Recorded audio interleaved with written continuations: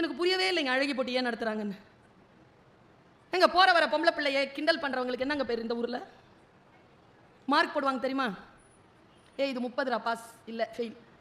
இது 50, இது 70, அப்படி மார்க் போடுற பசங்களுக்கு என்னங்க பேரு? அதே பொம்பளை பிள்ளைங்களை மேடையில நடக்க விட்டு கோட் சூட் போட்டு அதே மார்க் தானே போடுறாங்க.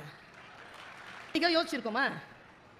பெண்ணே, நீ அழகா இருக்கிறாய் என்கின்ற உரிமையை வேறு எந்த ஆண்மகனுக்கும் தராதே, அது உன் சுயமரியாதைக்குரிய விஷயம் என்று சொன்ன சுவாமி விவேகானந்தரின் உரையை மனதிலே தாங்குகின்ற பெண்களுக்கு அழகு என்பது எவ்வளவு பெரிய சுயமரியாதையான விஷயம்.